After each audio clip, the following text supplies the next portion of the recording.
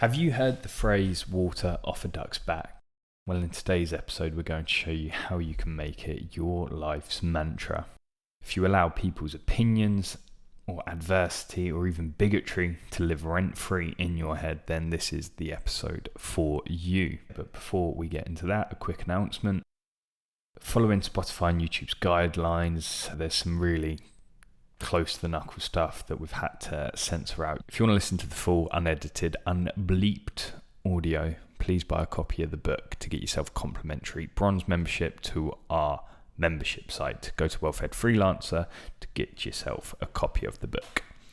Let's go. Morning, everyone. John, I love you. Don't do it. I'm feeling sick already, mate. Listeners, I was late. Yeah, I'll hold my hands up. John sounded like shit yesterday, so I get a free pass. He sounded like utter crap. Yeah, because this fucking dingbat who... Hey, no, let me finish, John. No, let's be clear about what you mean. I want to stick up for you. I don't need sticking up for. No, I don't want the listeners to get upset with you. So guys, yeah, you're going to be upset. It sounded shit. We've just got me sorted out, and now all of a sudden John's having issues. John's 13 years to 70.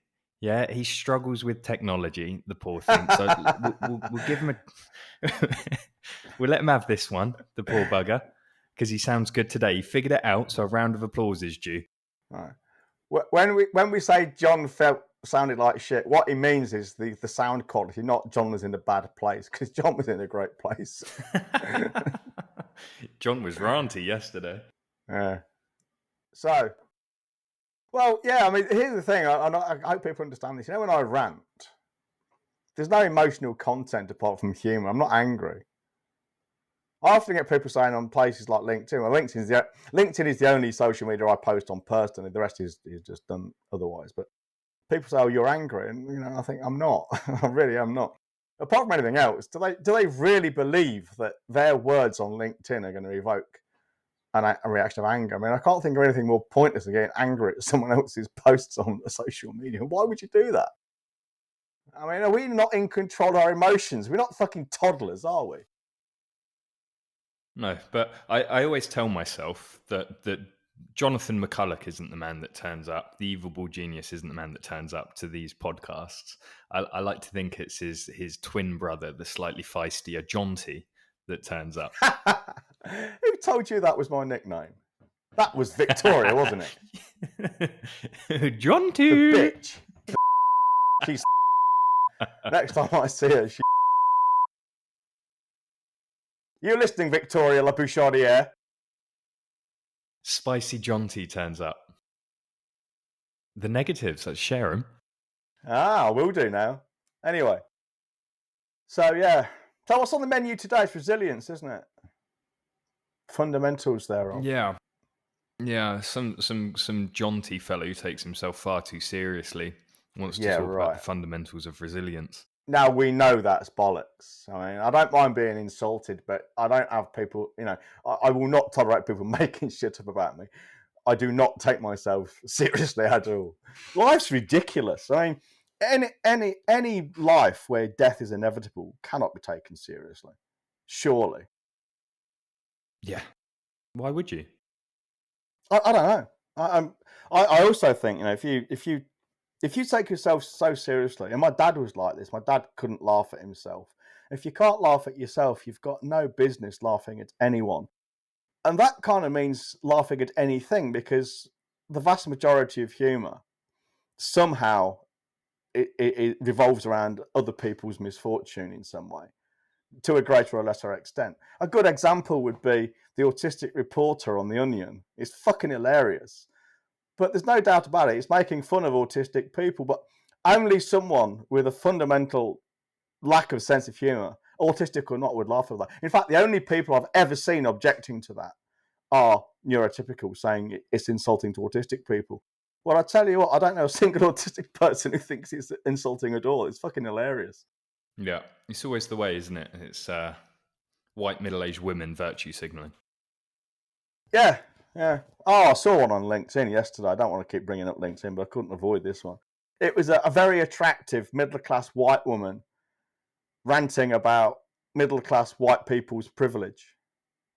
Clearly, it was just meant to grow her I mean, she's a wannabe influencer growing her flock, and of course she had loads of echo chamber comments. I found it so disingenuous and just so frankly annoying. I just blocked her. I don't dislike the woman. I don't have any opinion about her at all, but I don't need that shit in my feed. I'm very careful what I let into my brain. Yeah, as you should be. As you should be. And there was something about a pharmacist that you wanted to mention, John. Tell me about the pharmacy, John. Well, talk about resilience. Tell me about the pharmacy.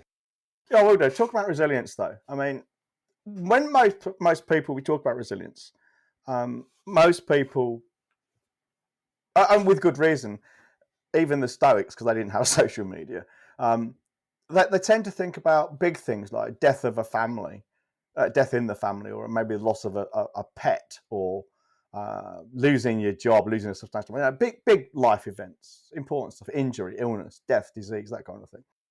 But it's not that at all. I mean, we should be teaching resilience in schools to children, because let's take bullying before we go into the pharmacy thing. Take bullying.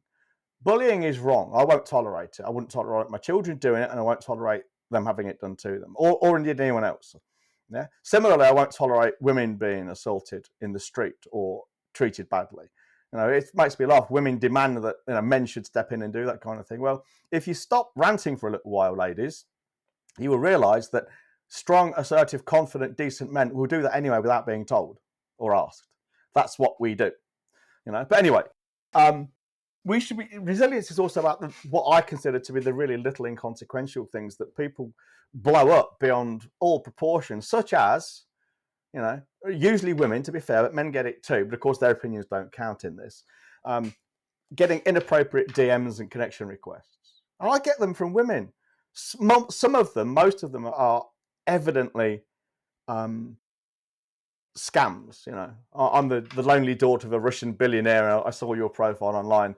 I'm looking for romance and maybe something more. Oh, great. That happens to me all the time. That does. It's fucking amazing, But equally, I get occasionally inappropriate DMs and connection requests from women who've seen my half-naked Saturday pictures, and they're making lewd comments. What don't I do? I don't get angry about it or upset, because I've kind of put myself out there. That's not victim blaming, by the way. That's just inevitable. If you put pictures of yourself half naked on social media, you are going to get comments. I wish people would take that seriously, because it's going to happen. Whether it's right or not isn't the point. It's going to happen. Yeah, whether it should happen doesn't matter. But it's going to, and this is the point. So yeah, bad shit for all values of bad shit are going to happen. So ultimately, you are going to die. That's probably the worst of it. Or maybe you're going to suffer horribly first. That's the ultimate of worst shit that's going to happen. But equally, you're going to get people saying negative things about you, your appearance, maybe your sex, your gender identity, your sexual persuasion, your color, your neurotype, whatever. It's going to happen. You can't stop it happening, and nor should you be able to, because that's freedom of speech. And I'm not talking about necessarily people assaulting you or insulting you to your face and being aggressive. Yeah, I'm talking about people just making disparaging comments in general. If you don't like it, stay off social media. So part of resilience is learning to accept the fact that people will say nasty things and not reacting emotionally to it and feeling shit and then go and ranting about it. And I've seen people say they've seen comments on LinkedIn, for instance, and they've been so upset they've not logged in for 2 days. Well, why? Why are you allowing other people to live rent-free in your head like that? Now, case in point, the pharmacist. I went to a pharmacy in Bantry a 3 weeks ago, and I went. The woman, I tried to buy something, and the woman eventually said, it would be a lot easier next time if you brought a letter from your doctor.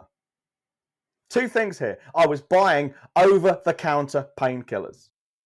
Second thing is, she only spoke to me like that because I was autistic. And clearly so, because I had a badge that said so. She would not have said that to a neurotypical person. The only reason she was saying it was because I was autistic. Well, what's that if it's not ableism and bigotry? It is no different qualitatively from a man mansplaining to a woman, or following a black person around the shop in case they try to steal something. Same thing, stereotyping and treating someone differently because of their difference. Well, when I mention this to people, All right. I mean, I was resilient about it. I actually used it as a source of humour and indeed content for my marketing. Email, posts on LinkedIn, this podcast. And it was fucking funny. Me and Sarah laughed all the way home about it.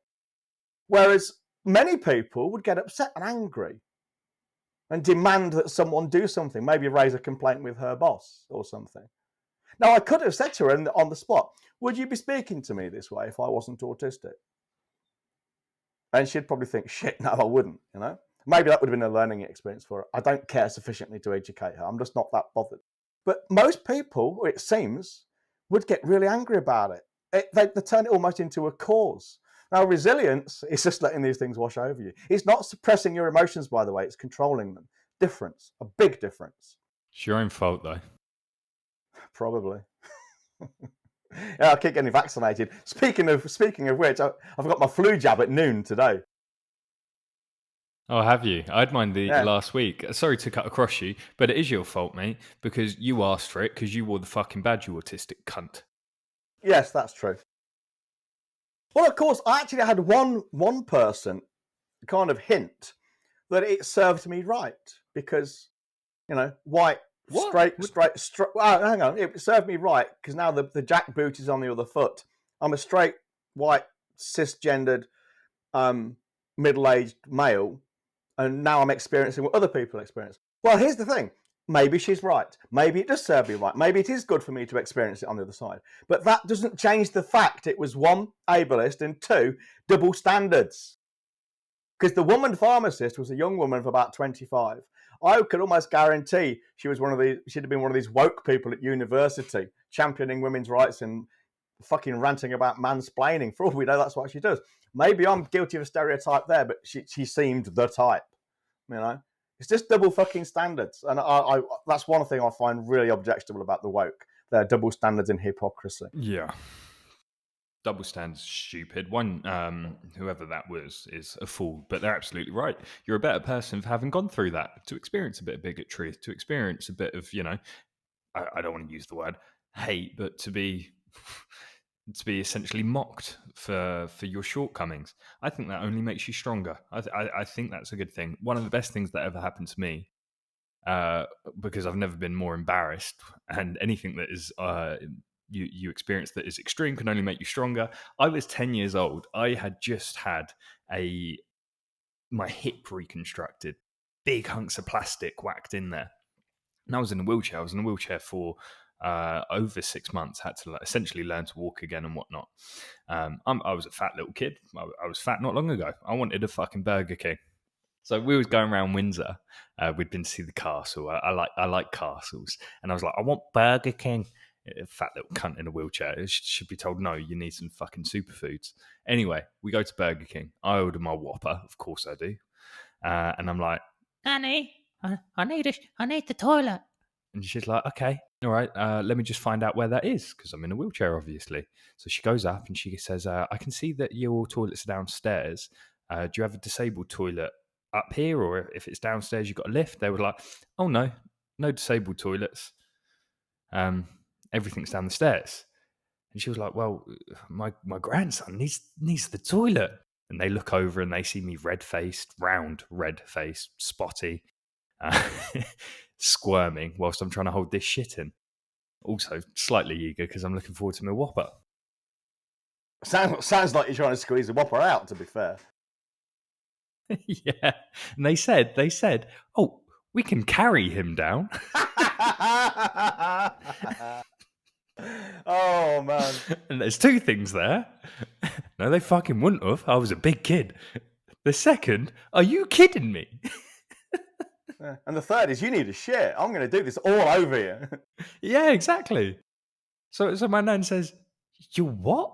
And at this point, it's hilarious because I wheel over in my wheelchair and I'm like, Nan, I really need the toilet. And Nan went, they just said they'd carry you down. I was like, I'm not having that. I'm in agony. They ain't touching me. So I just, I had to, you can guess where it went. Oh, man, that is horrible. Fucking hilarious, though. Well, here's the thing, right? I mean, we don't, and people need to understand this. No matter how we feel about an event, whether it's good or bad, it doesn't matter.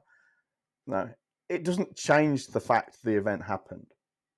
We don't, say you've been, I don't know, raped, or you've had your child motored by a fucking drunk driver. They're the real fucking horrific stuff. What happens after that is entirely up to you.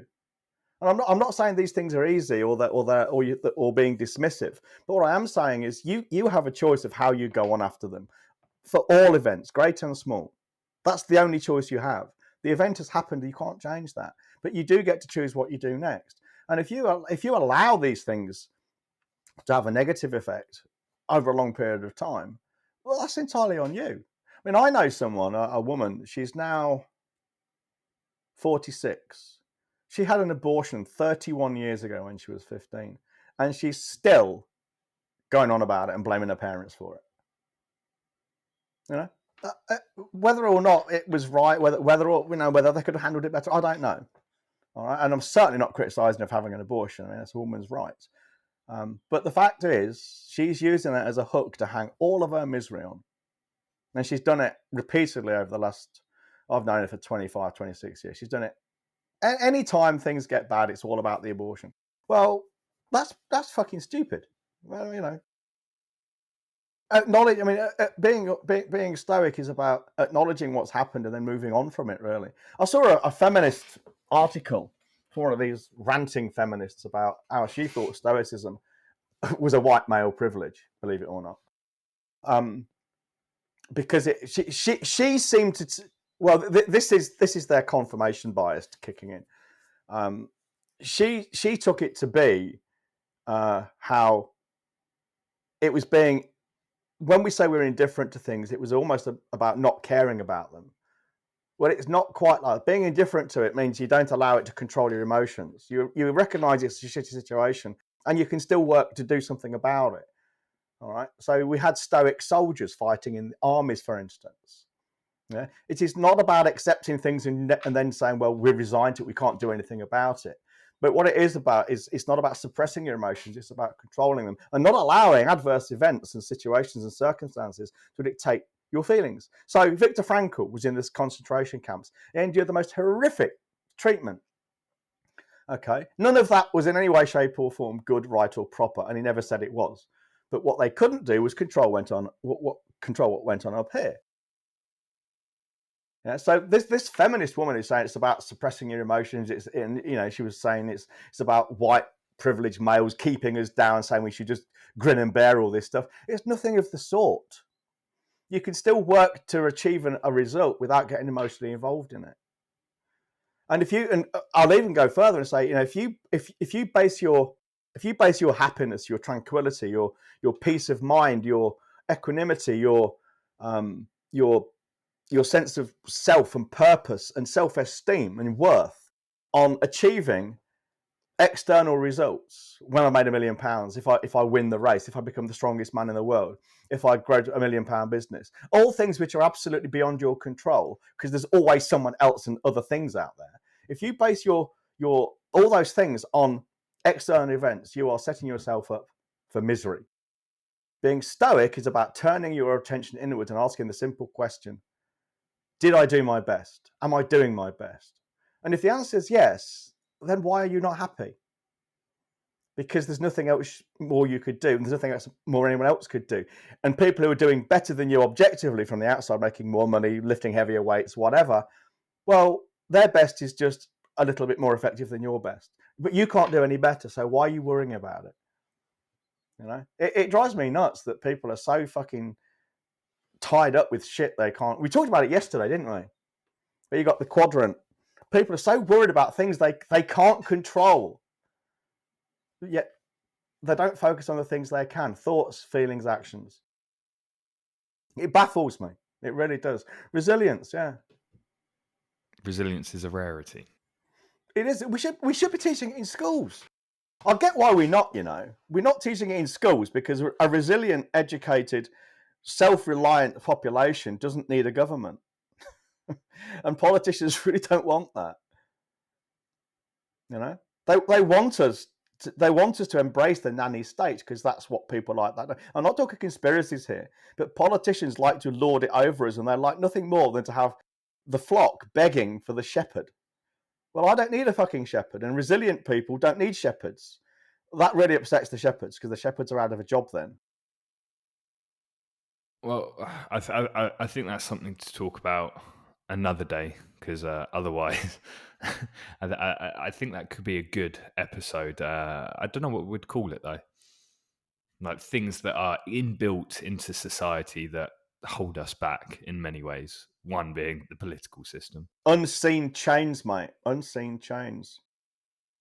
Unseen chains. Okay, all right.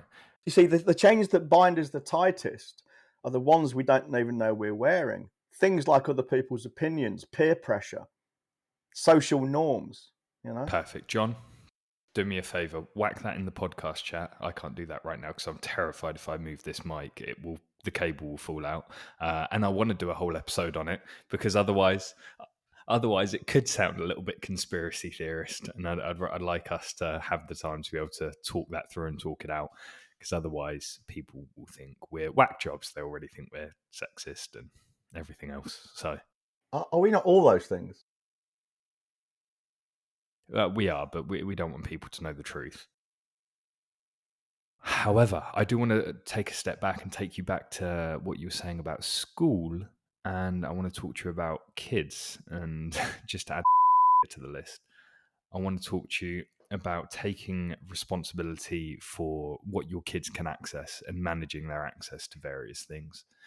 Because there's been some dreadful news recently out here, some genuinely dreadful news. Yeah, well, yeah. I mean, again, taking it in a stoic fashion, it's pretty horrific, but there's not a lot you can do about it. But there's a lesson to be learned here, and it's not the lesson that Still I think dreadful. people that I think, yeah, it is dreadful, but it's not the lesson I think most people want to take away from this. A young girl. Now, I read about it in an Irish news outlet, but I don't know that it happened in the UK or in Ireland. It could be either.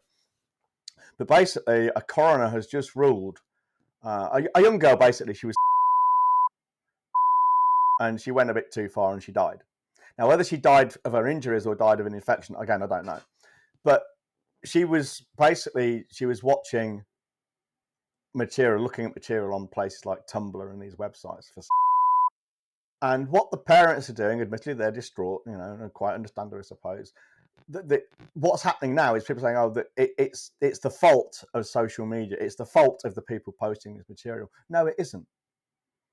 This girl, if you're allowing your kids to have unfettered access to the internet and you're not checking it in any way, shape, or form, that's on you as a parent. You know, because the danger is, you see, what these people are doing, and what always happens is they're asking the government to do something. Well, that means more censorship. Now, I'm not saying that people posting that stuff, especially if they're doing it to encourage people to harm themselves. I'm not saying that's right or proper or even a decent thing to do. I would hope the publishers of that material, as in the platform owners, would take moves to stop it if they can. But it's not something for government to get involved in, and it's certainly not something for parents to abdicate the responsibility for their children's access to internet. I mean, if you think about it, it's not a lot different from people, and you see this all the fucking time on LinkedIn. People saying you should be careful what you post because other people's mental health might be affected. Well, seriously, if you cannot go onto social media and you cannot control your thoughts, your feelings, your actions, you probably shouldn't be on social media. Okay, it's not for others to moderate what they write, because where do we stop this? You know, you've seen these videos, I'm sure, of vegans going into restaurants and causing a fuss. So it's not beyond the realms of possibility for a vegan to say, stop posting pictures of you and your kids in McDonald's because it upsets me. It makes me angry and sad and upset. And people saying, yeah, her mental health is really important. It's a fucking picture of a child in McDonald's. You know, don't like it. Fuck off social media. Go and sort yourself out, then come back. If you can't stand the fucking heat, stay out the fucking kitchen and keep your kids out the kitchen too, if they can't stand it. Like, why is your fucking child and you don't know this? How is that happening? How are they seeing this stuff and you don't know it? And if you do know it, why aren't you doing something about it? And yes, by the way, listeners, I do have experience with this with children. So with your advice, thank you. Yeah, we won't get into that too much, but if anyone was to try and go at you for that, you have got quite the Well, you've got quite the ace in the pack. Quite the pedigree. Thank you. Wasn't me, by the way. Well, yeah, well, thinking for you sounds like with that massive brain of yours just sends shockwaves through your body yesterday. I think this is a good place to wrap it up, buddy. There's nothing else that we wanted to talk about, is there? I think we should talk a bit more about me. What about you? I don't know. There's just so much to say, isn't there? Hey, well, I'm having my flu jab, so tomorrow I'll be autism 3.1 up leveled. Well, good job we're not talking tomorrow, because fuck me, I don't want to deal with that. It might have set in and really, really fucking taken hold by Monday, though. Oh, Christ, yeah, right, I'm ill Monday. I'm booking it in. Cool. All right. Well, everyone, if you want more exposure to our ways, and seriously, joking aside, I know we do this in a humorous way. Resilience is a huge thing. It's one of the most important topics in life, anyone's life, so it should be. And it forms a huge part of what we teach, you know. We don't teach Stoicism as a topic, but we teach what Stoicism teaches in many areas. We don't go into the whole philosophy thing unless you really want to. Resilience is the big one. And we touch on it in Well-Fed Freelancer. We do it more in Gold, and we really hit it hard in Elite. Because being stoic is really key to leadership. Now, I've never attended a leadership course. I don't think I've even read a book on leadership. I've got my own style, but it's powerful and effective, and it's predicated on well, it's called the Stoic Leadership and Attitude Model. And it works very well, and it gets great results. And people seem to like me. But well, they don't like me. They respect me, which is a different thing. Because as a leader, you're not there to be popular, you're there to be effective. So if you're interested in what we've been talking about, come into our world, because it will serve you well. It's all applicable to business. It really is. Well-fedfreelancer.com. It costs you £5 and it could change your life within 30 days. And if it doesn't, double your money back on the free pizza. Can't say fairer than that. Can't say fairer than that. Bye-bye, fuckers.